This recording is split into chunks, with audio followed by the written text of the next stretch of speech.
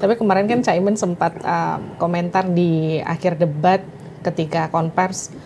Ini nampaknya semua paslon sudah setuju dengan arah perubahan karena sama-sama mengkritik soal pendidikan di Indonesia yang dianggap masih sangat semraut begitu.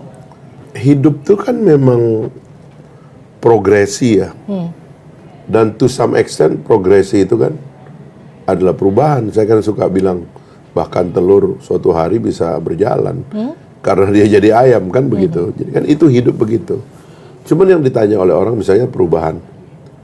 So ada 3 persoalan tentang perubahan ini. Yang pertama, konsepnya apa sih sebenarnya? Apa yang kamu tolak dari yang sekarang? IKN kah? Kenapa nggak ada pernyataan kami tolak IKN, ya kan? Samar-samar. Kereta api cepat dan mega infrastructure kami tolak, misalnya nggak ada juga. Apakah yang ditolak nih hilirisasi? Kami tolak hilirisasi. Kami akan hentikan hilirisasi. Kami akan terus menjual sumber daya alam seperti yang sudah-sudah. Karena ini adalah kontrak kita dengan negara asing, gitu. Atau menolak makan siang gratis, memberi makan ibu. Kan semua juga setuju kan? So, what do you mean by change? Gitu loh, orang nanya begitu kan?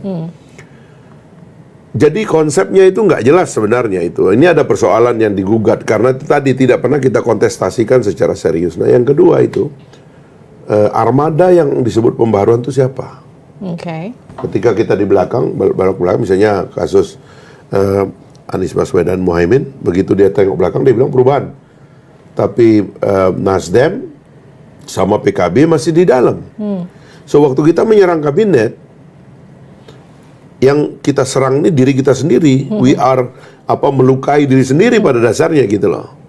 Sama juga dengan mengatakan bahwa sementara kita sendiri adalah bagian dari yang kita lawan gitu ya. Akhirnya publik melihatnya itu ambigu gitu.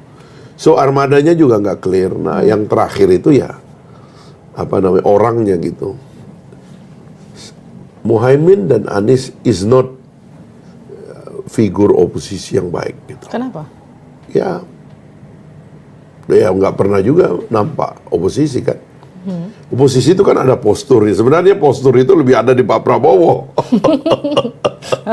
Karena dia hidup dalam tradisi oposisi yang lama sekali. Tapi karena 2019 dia bersama Pak Jokowi rekonsiliasi.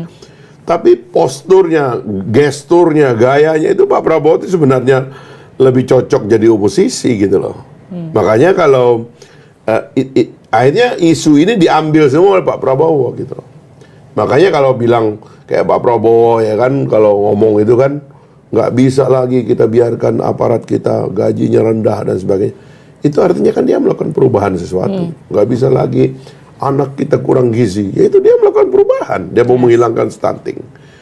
Jadi saya kira itu tadi ada banyak kelemahan di kiri dan kanan. Yang paling parah memang Pak Ganjar sama Pak Mahfud ya, karena dia tiba-tiba jadi oposisi last minute gitu, dan itu kesulitan ditangkap oleh publik gitu.